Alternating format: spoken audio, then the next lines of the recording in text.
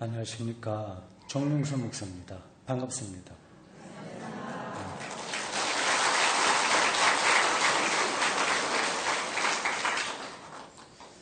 제가 이렇게 인사를 하면 여러분들도 한번 같이 자기 이름을 말씀해 보시겠어요? 제가 먼저 하면 그러니까 반갑습니다. 누굽니다 하면 여러분도 반갑습니다. 누굽니다. 이름을 좀 밝혀줘 보세요. 반갑습니다. 정용섭입니다. 반갑습니다. 김효진입니다. 이름이 있다고 하는 게 이게 대단한 사건입니다. 이름이 있다고 하는 게요. 오늘부터 5번 제가 베드로전서를 강의하게 될 텐데 이것도 이름이잖아요. 베드로전서 각각 이름이 있습니다. 여기도 이름이 있습니다. 컵이라고 하는 거예요. 이 잔이라고 할 수도 있고 물입니다. 다 이름이 있는 거예요. 이름이 없을 수도 있는데 이름이 있는 거예요. 이게 대단히 놀라운 겁니다. 베드로전서 이거 이름이 있고요. 그 안에 많은 사람 이름도 나오고 기독교 신앙의 단어도 나오고 어떤 개념도 나오고 놀랍습니다. 여러분들의 이름만 한다고 하더라도 뭐 젊으신 분들은 뭐 20살 아니면 40살, 60살 이렇게 되는데 처음에 아기가 나왔을 때 어머니 아버지가 이름을 지어주지 않았겠습니까? 어떤 뜻이 있어서 할 거란 말입니다. 이름이 있다고 하는 건 그 어머니 아버지에게까지 거슬러 가서 생각을 해야 되는 겁니다. 저는 이름이 정용섭인데 용용자에다가 불꽃 섭을 씁니다. 제가 신학대학 대학원인가 학부인가 정확하게 기억은 나지 않지만 서울신학대학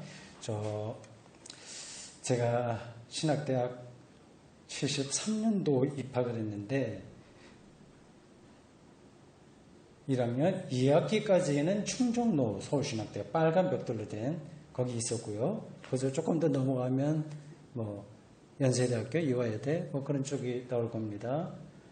충정로 거기 선교사들도 살고 뭐 그랬습니다. 지금도 그 건물이 있는지는 잘 모르겠습니다. 하도 서울을 떠난 지 오래가 돼서 그렇습니다. 2학년 1학기까지 다니고 2학년 2학기 때 학교가 부천으로 옮겼습니다. 그때 제가 몇 학년 때인지 잘 모르겠어요. 거기서 대학원까지 나갔으니까 중국인 학생이 우리들은 이제 중국어 가르쳐 준다고 이렇게 동아리가 있었습니다. 그래서 저도 조금 참석을 했습니다. 시간 됐을 때 기숙사에 있었고 이제 하여튼 재밌는 그 학부 시절을 지냈습니다. 리하오마 뭐 이게 중국어 인사하는 거예요. 그래서 또 몇 가지 가르쳤는데 각각 이름을 저기 소개하고 있습니다. 근데 중국 사람이죠. 청년이죠. 신학생이었습니다. 내 이름을 보더니 이름을 바꾸라고 그러더라고요.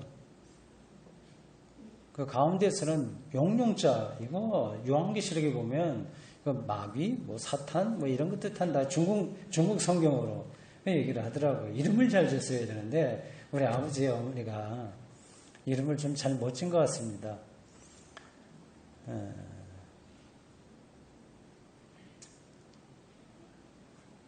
잘 못 진 건 없죠. 다 뜻이 있어서 한 거죠.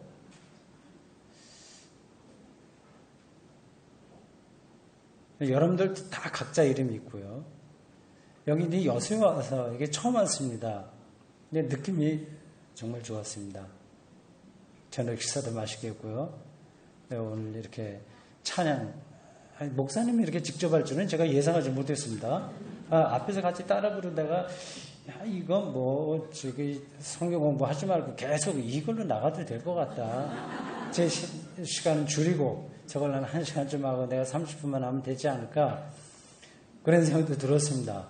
너무 이렇게 좀 영적으로 또 영과 감정 이게 같이 연결이 되죠. 이게 이제 약간 이렇게 올라서니까 내가 뭘 어떻게 성경을 가르쳐야 될까 약간 잊어버렸습니다.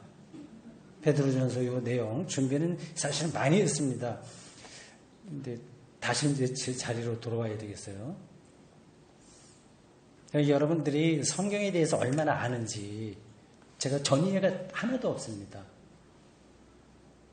전혀 또 성경에 대해서 모르시는 분인지 어떤지 그래서 몇 가지 질문 퀴즈를 한번 내보도록 하겠습니다.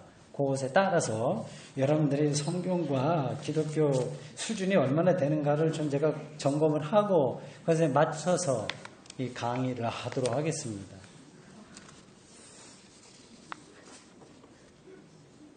제가 제 1강 베드로 전서를 읽는다 순례자 영성과 기독교 신앙 여기 제 1강 준비한 강의안이 있습니다. 우리 이 모임을 위해서 제가 따로 준비를 했습니다. 보통 이렇게 따로 준비하지 않습니다. 이게 옛날에 했던 거 저도 많이 있거든요. 그거 이제 들춰봐서 이렇게 준비해도 돼 하는데 송 목사님이 저에게 연락이 돼갖고 전화 받았을 때 야 이건 그냥 보통 생각으로 가면 안 되겠다. 옛날에 했던 거 또 하고 그러면 안 되겠다. 새로 쓰자 생각을 해서 이 베드로전서 한 달 반 동안 계속 썼습니다. 200자 온 것이 현재 한 530매 이렇게 썼습니다. 그래서 조금 더 하면 책 한 권이 나올 거예요. 그래서 제가 이거를 기초로 해갖고 다른 데 가서 조금 더 이거 강의를 한 다음에 좀 이렇게 내용을 보충해서 책으로 낼까 합니다. 제 1강도 양이 많아요. 그래서 이거를 제가 압축해서 하도록 하고 어쩌면 여기 있는 거 하나도 못하고 다른 얘기만 할지 모릅니다. 그럼 나중에 책이 나오면 그때 보십시오. 몇 가지 질문하겠습니다. 신약성경 복음서가 4권입니다. 왜 4권일까요? 똑같은 내용인데. 그죠? 생각 안 해보셨죠? 한 권만 있으면 되잖아요. 예수님 공생에 대한 내용인데 약간 특징이 다르다고 하더라도 마태, 마가, 누가 요것만 조금 이제 한 부류에 속하고 요한복음만 좀 다릅니다. 요한복음하고 이 세 복음, 마태, 마가, 누가 이게 어떻게 다른지를 여러분들이 A4로 2장 정도 쓸 수 있으면 정말 신학적인 마인드나 아니면 기독교 신앙, 성서에 대해서 좀 아는 겁니다. 쓸 자신 있으세요?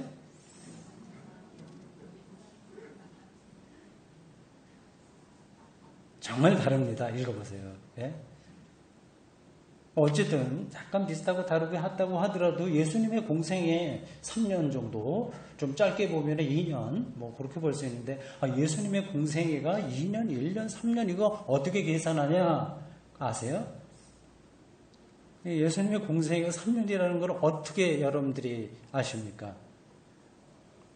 네, 복음서에 보면 예수님이 예루살렘을 몇 번 방문했나 그걸 보고 보통 1년에 한 번 가셨다 생각을 해서만 공생애가 한 2년 짧게 잡으면 1년 반, 3년 이렇게 잡습니다. 이 갈릴리 호수 거기서부터 쭉 내려오셔서 순례죠. 맞아요. 순례. 그러니까 방랑 랍비였습니다. 유랑하면서 유랑 랍비죠. 그 당시에 그런 사람들이 많이 있었습니다. 제가 여러분들을 2000년 전으로 끌고 가야 돼요. 시간 여행을 하는 거예요. 완전히 다른 세계예요. 이제 떠나야 돼요. 현재 우리가 경험하고 이러한 것들을 어쩌면 우리가 지금 알고 있는 기독교에 대한 전이해 이런 것들은 그동안에 많은 것으로 인해서 착색된 아니면 좋은 쪽으로나 어떤 쪽으로나 해석된 그런 것입니다. 성경을 읽는다고 하는 것은 2000년 전으로 돌아가는 거예요. 우리는 500년 전에 텍스트를 읽는다고 하더라도 야 이거 뭐 참 새롭네 다르네 느끼는데 2000년 전 상상해 보십시오. 엄청 상전 벽해와 같은 겁니다. 여러분들 그렇게 끌고 가야 되는데 그게 어느 정도까지 가능할지 모르겠습니다. 제가 퀴즈를 낸다고 그랬는데 자꾸만 다른 얘기로 가네요. 하나, 왜 복음서가 한 권이 아니고 네 권인가? 아무도 모르신다고 그랬어요. 알았습니다. 두 번째, 제가 여기는 13가지 퀴즈를 가져왔는데 봐서 여러분들이 계속 모른다고 그러면 중간에 끊겠습니다. 너무 다 나오면 조금 민망하니까 대충 하도록 하겠습니다.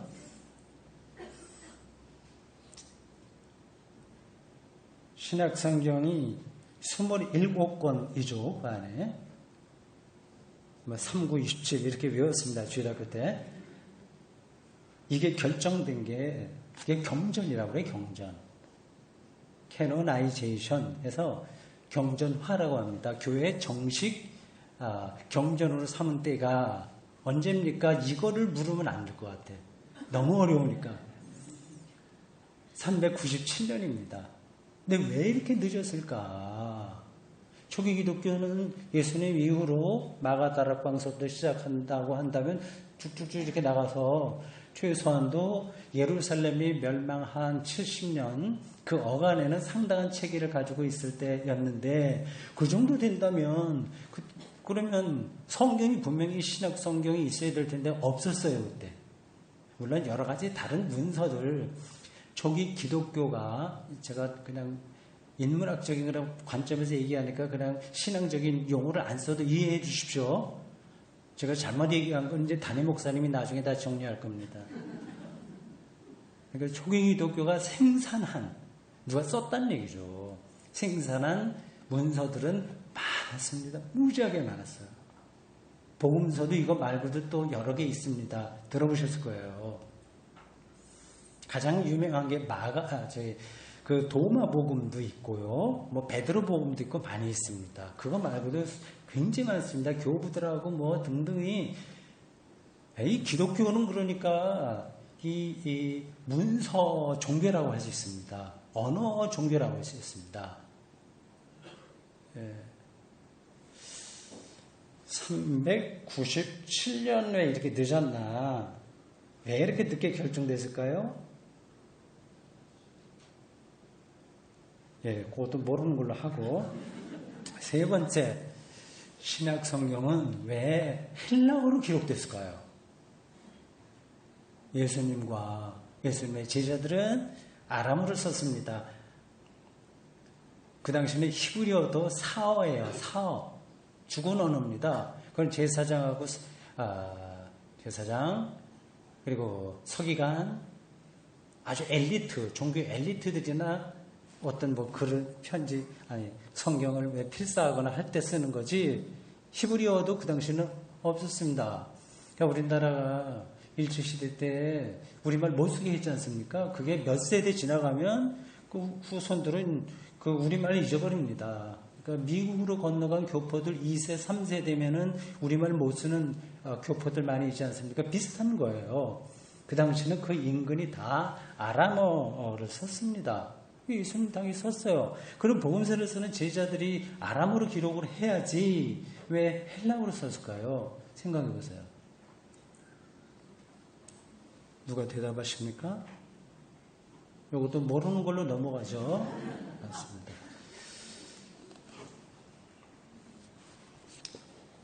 자, 그러면 알만한 거 하나 내겠습니다. 신약은 27권, 구약은 39권입니다.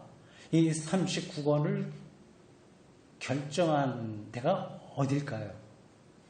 교회가 했을까요? 다른 데서 했을까요? 이거는 둘 중에 하나 하면 됩니다. 이 교회가 했다 생각하면 오른손, 교회 말고 다른 데서 했다 그러면 왼손. 들어보세요. 손 들어보세요. 손 들어보세요. 생각하시는 대로. 반대 50%인데요. 뭐 어디라든지. 알았습니다. 유대교가 결정한 겁니다. 얌니아 회의에서 했습니다. 얌니아 회의 39권을 이거는 유대교 경전으로 한다 결정했습니다. 얌니아가 예루살렘에서 조금 떨어져 있는 그곳에 있어요. 왜 그들이 구약 성경도 그러니까 원래부터 있었던 게 아닙니다. 히브리어로 된 원래 성경도 있었고 물론 그 다음에 헬라어로 된 뭐 70인역이라고 해서 그런 거 두 가지가 대표적으로 있었는데 그게 왜 생겼는지도 이제 조금 이렇게 복잡하니까 제가 설명을 하진 않겠습니다. 관심 있는 분들 한번 찾아보세요. 많이 있습니다. 인터넷 들어가면 찾아볼 수 있을 겁니다. 얌니아에서 그 바리새파 운동이 일어나면서 이제는 70년 여기 중요합니다. 이게 베드로 전서하고 그래도 관계가 있습니다. 신약 성경에서 가장 중요한 역사적 기점이 있고 신약 성경에 기록되는 그 전후 가장 중요한 기점이 있고 구약을 말할 때 가장 중요한 시점이 있습니다. 그거는 여기 퀴즈에 안 나오는데 갑자기 나오는 제가 드리는 거예요. 아세요 그거? 기점, 횟수. 구약은 기원적 587년에 있었던 바벨론 포로 사건입니다. 바벨론 포로. 이게 완전히 선민인데 망해버린 거거든요. 그러면 이게 도대체 하나님이 살아계신 분이야? 안 살아계신 분이야? 우리 선민을 왜 이렇게 하셨지? 저 이방민족에게 다 망하게 해서 하나님이 도대체 누구야? 이걸 다시 근본적으로 질문하게 됐습니다. 그것에 대한 대답이 창세기이고 출애굽기이고 신명기이고 그것에 대한 대답으로 선지자들이 그러한 구약 문서들을 기록한 겁니다. 587년이 중요해요. 기억해 두십시오. 587년. 옛날에 대구센터교회에서 성경 공부할 때 요거를 얘기했더니 수요일날 공부하다 그 말이 나왔습니다. 그랬더니 그 어떤 신자가 고등학교인가 중학교 국어 선생님 하시다가 이제 그만두신 분이신데 저한테 이게 587년이고 꼭 숫자 잘 외울 수 있는 방법을 이제 그 팁을 알려준다고 하더라고요. 그거 잠깐 착각하거든요. 놓치고요. 숫자 외우는 게. 이런 말 여기서 해도 되는지 모르겠네. 587년, 오빠 만난 지 7년. 내 얘기가 아니라 그분이 그렇게 외우면 안 잊어버린다. 그렇게 얘기하더라고요. 그래서 저도 안 잊어버립니다. 오빠 만난 지 7년, 587. 이렇게. 신약에서 가장 중요한 기점은 70년입니다. 70년. 예루살렘 멸망. 그러니까 바벨론 포로도 예루살렘 멸망이고 70년도 로마의 멸망. 그러니까 성경은 그냥 공중에서 뚝 떨어진 게 아니라 어떤 역사적 맥락이 있습니다. 요청이 있었어요. 그것에 대한 대답으로 그 선지자들이 그리고 사도들이 성경을 기록한 겁니다.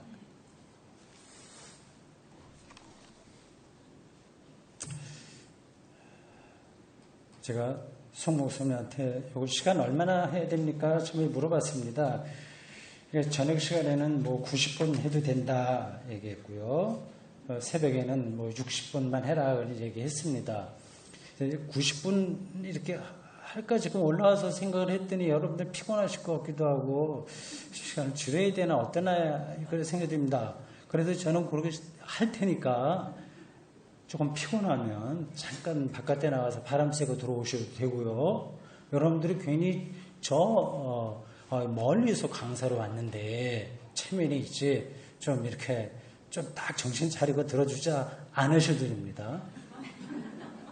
졸아도 정말 괜찮고요. 말만 하지 않으면 됩니다. 오늘도 출근했다 오신 분들도 있을 거고, 뭐, 전업주부도 계실 텐데, 몸이 좀 피곤하면 이렇게 스트레칭 이런 것 좀 하셔도 됩니다. 정말 편하게 들으세요. 들리지 않으면 이제 화장실 갔다 와도 되고 편하게 하시기 바라고, 또 그래도 좀 찾기 힘들면 조금 일찍 돌아가셔도 괜찮습니다. 저는 신경 쓰지 말고, 편하게 하시기 바랍니다. 자, 이거 질문 그만할까요? 한두 가지만 더 할까요? 그냥 이제 대답받지 않고 그냥 쭉 나가겠습니다. 이렇게 그 구약을 우리가 결정한 줄 알지만 천만에 유대교가 얌리야, 왜 얌리에서 뭐 했냐도 사정이 있는데 거기서 결정을 우리가 그대로 받아들여서 이게 이상하지 않아요? 예수님을 십자가에 처형한 사람들의 사내들인 공회에 유대교 장본인들이고 계속해서 그 공생애 동안에 그 유대 종교 우두머리들 그 지도층 인사들하고 이게 갈등이 있었고 결국은 회당에 처음에 출입하시다가 추천결 했거든요. 회당에서 말씀 전하다 쫓겨난 거예요, 예수님이. 그래서 결국은 이제 십자가에 달려 들어오시는데 그러면 완전히 유대교는 적대적으로 돼야 되지 않습니까? 근데 이상하게 그걸 그대로 받아들였어요. 거기도 어떤 사정이 다 있는 겁니다. 자, 그렇고 성경 말고 다른 것도 물어볼게요. 사도신경입니다. 거기에 우리 매주 사도신경 다 합니다. 사도신경을 안 하는 교파는 침례교예요. 근데 우리나라 침례교회는 사도신경을 하는 데가 많이 있을 겁니다. 근데 어쨌든 사도신경을 다 합니다. 그런데 그 문장의 주어가 같이 교회에서 고백을 하게 된다면 우리는 어떻게 믿습니다. 삼위일체는 셋을 믿는 겁니다. 하나님, 그리스도, 성령입니다. 교회도 성령에 속하는 거예요. 세 번 우리는 믿습니다 해야지 맞아? 아니, 믿습니다에 강조해 있는 게 아니라 우리는 믿습니다 해야 되지 않습니까? 교회에서 공동으로 하는 거니까. 그런데 사도신경 보면 나는 믿습니다로 되어 있습니다. 왜 복수가 아니라 단수일까요? 아시는 분 계세요? 우리 목사님들은 빼고 우리 일반 신자 중에서 혹시 대답할 분 계세요? 사도신경이 우리 같이 하는데 우리는 믿습니다 해야지 정상이지 왜 나는 믿습니다 각자를 이렇게 나가냐 그거죠.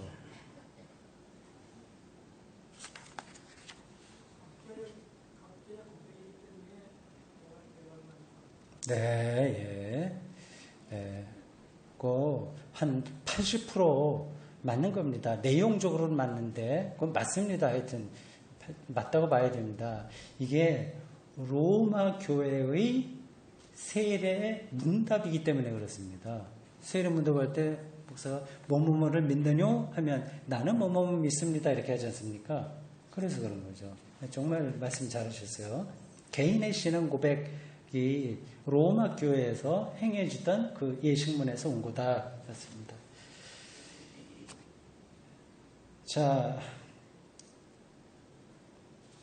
여러 개 남았는데 마지막으로 한 가지 재미가 있어서 하겠습니다. 감리교 창시자인 존 웨슬리의 아내는 왜 세계 3대 악처 중에 하나가 되었을까요? 그런 얘기 못 들어보셨어요?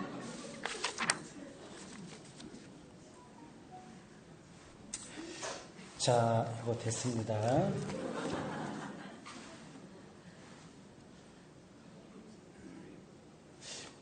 제목이 베드로 전서를 읽는다입니다. 이 마이크가 참 좋습니다. 우리 대구 센터교회는 이거 좀 작아요. 마이크나 이런 거를 전문적으로 이렇게 다루시는 분이 따로 없어요. 거긴 교육자가 저 혼자고 아무도 없습니다. 그래서 그냥 일반 집사님들이 좀 만지는데 어떤 때는 잘 안 돼갖고 소리가 너무 울린다거나 너무 작거나 그럴 때가 있는데 여기는 굉장히 섬세하게 이게 잘 되어 있는 것 같습니다. 제가 말하기도 참 편하네요. 베드로 전서를 읽는다. 여러분 저 뒤에도 제 목소리가 잘 들리면 손 들어주세요. 됐습니다. 네, 다행입니다. 제가 목소리가 약해서 어디 가서나 마이크가 좀 시원찮으면 신경 많이 쓰고 하는데 여기는 좀 편해서 좋습니다. 송 목사님 같은 분들은 마이크 상관없을 것 같아요. 아까 찬송 부르니까 발성이 돼갖고 성대가 쭉 울려서 멀리까지 쫙쫙 퍼져서 들리네요. 그렇습니다. 베드로 전서를 읽는다. 이 주제, 이 명제. 그걸 듣고서 뭔가 떨림이 온다. 그런 분 계세요? 그게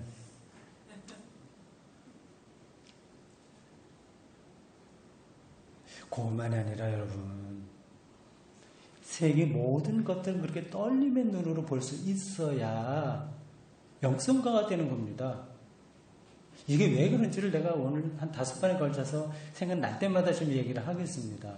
이 세계가 너무 놀라운 거예요. 모든 것들이. 이 꽃, 책, 등등등등. 그리고 우리가 이 시간 안에 모여 있다고 하는 것이 이게 얼마나 놀라운 일입니까? 지금부터 10년 전으로 돌아보세요. 10년 전. 시간도 뭔지가 참 신비로운 거예요. 그렇고. 10년 전으로 돌아보세요. 그때 여러분 어디서 뭐 했습니까? 각각 다 있죠. 저도 어디서 대구에서 목회하고 있었습니다. 각각 다 사연이 달라요. 10년 전에, 10년 지나면 이후가 되면 여기 안산교회에서 정영선 목사가 와서 하는 사경에 베드로전서를 읽는다 이 모임에 참석할 거야. 그걸 알았던 분이 있나요? 그리고 여기 여러분들이 왔는데 각각의 사연이 다 다르잖아. 그거 생각하면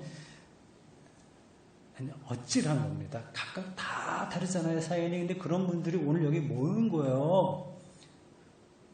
이 기적이지, 이게. 그걸 생각하면 이제 가슴이 떨리는 겁니다. 우리는 다 밋밋하게 살아요, 세상을. 맨날 똑같은 것 같아요, 맨날. 달라봐야 돈이나 조금 연봉이 늘어나거나 그런 것만 이제 좀 그렇고, 조금 더는 일일 TV 드라마 막장으로 되는 그거 보고 어떻게 막 거기에 빠져들어가야지. 이 세계의 삶을 뭐가 존재한다고 하는 것조차에 대한 느낌이 전혀 없다고 하는 거예요. 어떻게 하죠? 그렇게 살아서 어떻게 하죠, 우리요? 그래서 다 흘러가 버리는데 죽을 때까지 똑같은데요. 예수 믿어도 그런 사람들이 많습니다. 이걸 이제 극복해야 돼요. 우리가 하나님을 믿는다고 하는 것이 너무 얼마나 엄청난 거냐. 이 베드로전서에 많이 나옵니다. 여기에 영광 비롯해서 그리스도가 나타내신 바 되고, 그리스도가 나타난다는 게 뭐냐 하는 거와 두루두루 더불어서 소망, 산 소망, 네가 믿는 이유, 소망에 대한 이유, 이런 것들이 다 근원하고 연결되어 있습니다. 근데 그런 거를 느끼려면 바로 제가 앞에서 말씀드린 모든 존재하는 것들에게 황홀한 느낌으로 대하는 그 시각이 필요합니다. 당신이 얘기하는 거 시인이나 하는 거고 영성가, 예술가, 작곡가 그런 사람들이라는 거지. 예수 믿는 사람들이 그게 필요하니 예수만 잘 믿으면 되지. 그렇게 생각할지 몰라요. 여러분 앞에서 말은 그게 준비가 돼야 예수를 잘 믿습니다. 바르게 믿습니다. 예수가 누군지를 알게 됩니다.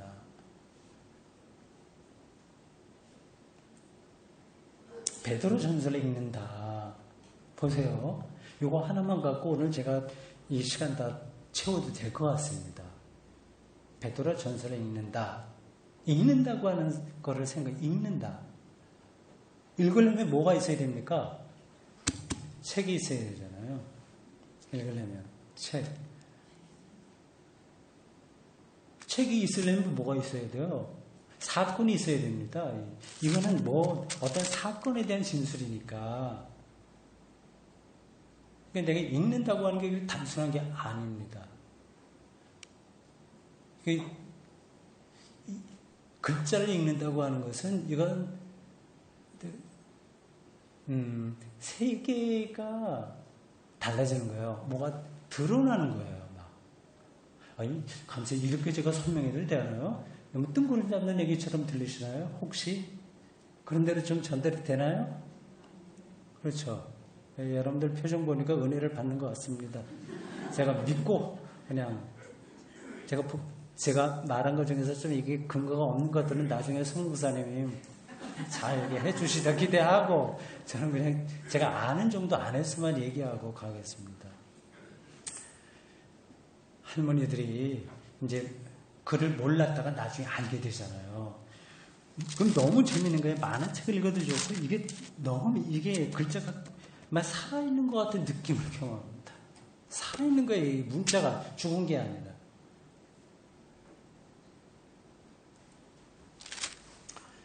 그러니까 그 언어, 그 말이 있으므로 그걸 알므로써 이 숨어있던 세계들을 더 알게 됩니다. 요거는 좀 너무 이제 딱딱한 표현인데 그냥 책을 쓸 때는 하는 말인데 그렇게 하지 말고 좀 실감나게 해야 되는데요. 이번에 성경 얘기를 해야 되겠네. 여러분 보십시오. 이 언어 말 태초에 인간도 있기 전에 모든 것이 있기 전에 먼저 있었던 게 언어예요. 이건 문학적인 표현이니까 알아서 들으십시오. 이걸 너무 제가 말한 걸 갖다 또 이렇게 필기해갖고 뭐 그대로 어디다가 말하면 그거는 잘 전달이 안 됩니다. 요한복음 1장 1절에 보면 태초에 뭐가 있다고 그랬어요? 말씀. 그렇죠. 내 얘기가 아니라 성경이 그렇게 얘기하지 않습니까? 태초에 말씀이 있었다. 이 말씀은 로고스예요. 로고스. 근데 이제 번역이거든요. 로고스. 여기 히브리 다른 데서는 뭐 다바르 또 몇 가지 단어가 있어요. 거기도. 근데 그 번역이기 때문에 우리가 다 좀 정확하게 오진 않습니다. 그걸 이제 목사님들이 좀 설명을 하고 이쪽 저쪽 보면서 그 깊이로 더 들어가게 됩니다. 태초에 로고스가 있었다 하는 겁니다. 로고스는 언어라는 뜻도 있고 이성이라는 뜻도 있고 뭐 합리성도 되고 여러 가지로 번역이 가능한 헬라어예요. 제가 앞에서 왜 신약성경이 아람어로 기록되지 않고 헬라어로 기록됐을까 그렇게 질문했죠. 그 당시 이 성경을 받아봐야 될 사람들이 이 헬라말을 썼기 때문에 그렇습니다. 그렇게 복잡한 게 아니에요. 근데 그 헬라말의 특징이 철학적이라고 하는 걸 아실 거고요. 그 태초에 말씀이 있었다. 그리고 창세기 맨 앞부분에 보면 이게 차례차례 이제 창조하시지 않습니까? 제일 처음 창조한 게 뭐죠? 순서가 있죠. 제일 처음 창조한 게 뭐죠? 빛. 예, 맞습니다. 빛이 하나님께서 있으라 말씀하시는 거예요. 그러니까 빛보다도 예수님의 말씀이 먼저 있었던 거예요. 굉장히 이게 서변적으로 들리긴 하죠. 우리가 이 사물에 이 이름이 있다고 하는 거, 그거 하나만 잘 깨달아도 세계가 새롭게 보일 겁니다. 말이 나왔으니까 그걸 좀 한마디만 더 하고, 이 문장 더 설명하겠습니다. 저는 여러분들에게 한 5번에 걸쳐서 이런저런 이야기를 하겠으나, 하나만 남기면 된다고 생각합니다. 이제 그래서 이제 조금 두서없이 전하게 되는 것 같아요. 그 이름, 언어, 이걸 얘기하다 보니까 자꾸 어떤 생각이 떠올라서 그랬습니다. 헬렌 켈러라고 하는 그 미국의 이 전도자이고 글을 쓰고 하는 유명한 분이 있었습니다. 아시죠? 헬렌 켈러. 그분의 스승이 설리반입니다. 아주 어렸을 때 이 헬렌 켈러가 어떤 큰 열병을 앓고 귀도 안 들리고 눈도 안 보이고 귀가 안 들리니까 말을 못하는 거죠. 그러니까 듣지 못하니까 소리를 못 내는 겁니다. 그런 병에 걸렸습니다. 선천적으로 그렇게 된 것 같지는 않고 그렇게 아주 어렸을 때 그런 병에 걸려서 그랬습니다. 설리반 선생님이 와서 이제 이 헬렌 켈러를 이제 가르치는 겁니다. 근데 처음에 가르치는 거는 근데 어떤 전달 방법이 없지 않습니까? 그래서 설리반이 이 헬렌 켈러 손바닥에다가 이 손가락으로 몇 가지 이렇게 하면서 암호를 줍니다. 이거는 A, 이거는 B, 이건 C, 뭐 이렇게 알파벳을 손가락으로 이렇게 표시합니다. 이걸 오랫동안 연습을 해서 이 헬렌 켈러가 그건 알아들었어요. 그래서 T-R-E-E 이 입모양으로 이제 트리 하면서 T-R-E-E 그 쓰죠. 그래서 나무 가서 만져보게 하고 헬렌 켈러가 그거 글자는 이제 인식이 돼요. 근데 나무 만져보는 건 보지는 못하지만 만져보니까 조금은 알아요. 그러나 이 사물의 이름이 딱 붙어 있다고 하는 걸 느낌이 안 오는 거예요. 그러니까 어떤 지능에 발달해서 한계에 부닥치는 겁니다. 어느 날, 그 마당에서 설리반 선생이 이제 헬렌 켈러 끌고 가서 막 펌프물을 이렇게 해주고, 혹시 여러분, 지금 집에도 펌프물이 있는 집 계십니까? 저도 어렸을 때 펌프물 푼 기억이 나는데 참 좋았습니다. 그 밑에 가서 여름 더울 때 등목도 하고, 이렇게 어머니가 해주고, 뭐, 누나들이 해주고 그런 기억이 나네요. 근데 이 설리반이 이 물, 이게 막 쏟아지게 하면서 여기다가 WATER 이걸 막 썼습니다. 그러니까 그동안의 교육이 축적됐겠죠. 어떤 깨달음은 저절로 되지 않습니다. 뭐가 필요한 거예요? 그 마지막 동양식으로 얘기하면 돈오라고 하는 게 있어요. 크게 깨우친다고 하는 겁니다. 그 단계까지는 진도가 안 나가요. 계속 뭐가 있습니다. 차고 차다가 어느 순간에 폭발해서 세계가 새롭게 보이는 경험을 합니다. 보통 우리는 도사라고 하는데 그 도의 세계를 깨닫는 거죠. 이 헬렌 켈러도 그 순간이 온 거예요. 그래서 거기서 춤을 추면서 이 물 이렇게 자기 몸을 흐르고 있는 이 액체에 이 느낌이 전혀 다른 이 물이라고 하는 것은 특별한 물질이에요. 지구에만 있지 않습니까, 이게? 지구에. 그러니까 우리는 다 억만장자야. 물을 우리가 쓸 수 있다고 하는 거예요.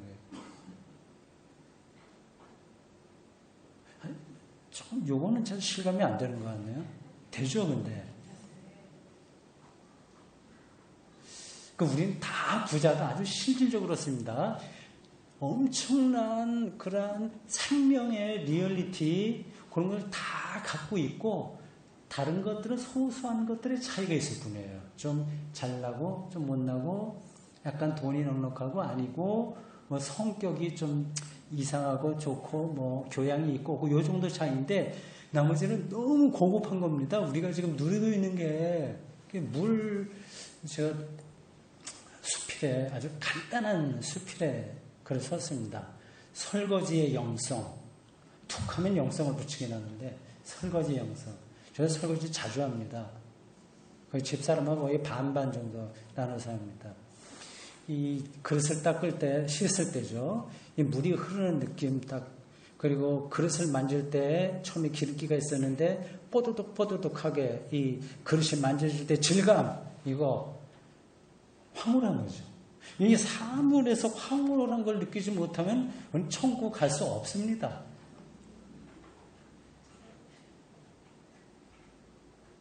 물이 그렇게 대단한 거예요. 그러니까 설거지를 할 때, 이거는 지구에서만 하는 거고, 또 인간만 할 수 있는 행위. 하나님의 특별한 은총. 그러니까 설거지를 나는 이렇게 말하면 되겠습니다. 나는 설거지를 한다. 고로 존재한다. 정말입니다, 이거. 그래서 물이 있다고 하는 것을 느껴서 이제 그 순간서부터 헬렌 켈러가 언어와 사물이 일치하는구나 이걸 알았다는 거 아닙니까? 그 다음에 이제 다 뚫리는 거예요. 모든 세계가. 기독교 신앙도 그렇습니다. 하나님 경험이 그와 같은 거예요. 저는 여러분들이 어느 정도로 미안합니다. 제가 이렇게 말하기 표현하기가 좀 그런데 제가 엄청난 하나님 경험이 있기 때문에 한 수 가르쳐 준다는 뜻으로 드리는 게 아닙니다. 뭐 이런 거죠. 하나님 경험은 등반하는 거하고 비슷합니다. 고지가 저기야, 저 에베레스트, 저 높은 산. 근데 저희 체력에 따라서, 그리고 등반 실력에 따라서 뭐 1000m 올라갈 수 있는 사람이 있고 올라갈 좀 있습니다. 그럼 저는 이제 목사니까 저는 목사로 평생 나름대로 뭐 책도 쓰고 신학대학에서 가르치기도 하고 그러면 이렇게 저렇게 뭐 어떤 글 쓰는 거 이런 거 좀 했기 때문에 기독교를 좀 안다고 생각해요. 그래서 하나님 경험에 그래도 최정상은 아니지만 한 중간쯤은 가 있어요. 같다고 저 스스로 생각합니다. 그래서 그 밑에서 오시는 분들에게 고기는 이렇게 발을 디뎌야지. 그래서 손에 힘을 빼고 저쪽으로 돌아서 오셔야지. 뭐 이렇게 가이드 할 수 있는 그 정도입니다. 근데 그런 생각으로 제가 말씀드리는 거예요. 그러니까 하나님 경험이 여러분들이 어느 정도일지 모르겠는데 아닐 수도 있어요. 그걸 전제해야 됩니다. 내가 하나님을 믿는 줄 알았는데 바알 우상 믿는 거 아닌가? 그럴 가능성이 있습니다. 하여튼 그런 걸 좀 조금 각성하자. 그거 말씀드리고 싶습니다. 그 베드로전서를 읽는다고 하는 건 텍스트가 있어야 되는데 이 베드로전서가 이렇게 기록됐다고 하는 것이 얼마나 엄청난 사건이냐. 보십시오. 여기 1장 1절에 이렇게 얘기해요. 1장 1절 제가 보겠습니다. 예수 그리스도의 사도 베드로 한편으로는 수제자 또 한편으로는 문제적 인간 이렇게 얘기할 수 있어요. 실수도 많이 하니까. 그리고 바울하고 좀 이렇게 사이도 나쁘다기보다도 바울이 이 베드로를 책망하죠. 갈라디아서에 보면 바나바까지 책망하고. 초기독교는 두 양쪽 거두가 있었다고 생각하면 됩니다. 베드로나 뭐 그런 사람들은 대표자는 아니에요. 사실 솔직하게 얘기하면 양쪽 기독교 초기 기독교를 얘기합니다. 아주 초기. 근데 두 쪽에 이 대표가 있습니다. 요 한쪽은 유대 기독교라고 그래요. 주데이 크리스천니티, 유대 기독교. 그러니까 유대인으로서 기독교인이 된 사람들. 여기 대표자는 야고보입니다. 야고보가 12제자의 야고보가 아니라 누굴까요? 당연히 예수님의 동생 야고보. 그 사람이 우리가 알고 있는 사도행전에 나오는 예루살렘 모교회의 수장이었습니다. 당신 어떻게 알고 그래? 그거 믿어도 되나? 혹시 여러분들은 속으로 그렇게 생각하시나요? 네, 믿어도 됩니다. 그거는 신학에서 다 이야기하는 거니까요. 그게 이제 있고요. 또 하나는 이방인 기독교가 있습니다. 요거는 이방인으로서 기독교인이 된 거. 이 둘 사이는 넘기가 너무 힘들었습니다. 요 이방인 기독교의 태도가 바로 바울이에요. 근데 바울과 이제 베드로는 어떤 때는 가까웠다가 어떤 때는 좀 문제가 있다가 베드로가 좀 이렇게 저렇게 좀 중심이 없이 흔들리는 것 같습니다. 어쨌든 여기 본문은 저는 베드로 비판하려고 그런 게 아니라 이게 이 이름으로 나왔으니까 그냥 참고적으로 말씀드리는 겁니다. 예수 그리스도의 사도 베드로는 나와요. 2000년 전 그 베드로, 혹시 그 어부였다가 예수를 따라 나서서 로마 가톨릭 교회의 주장대로라면 일대 교황이라고 불리고, 갈라디아서에서 보면 이 바울의 책망을 받은, 그리고 동시에 예루살렘 교회에 당연히 중심 인물이라고 생각을 할 법한데 그게 아니라 야고보 밑에 들어갈 수밖에 없었던 이 인물. 그가 어떤 경험을 했을까?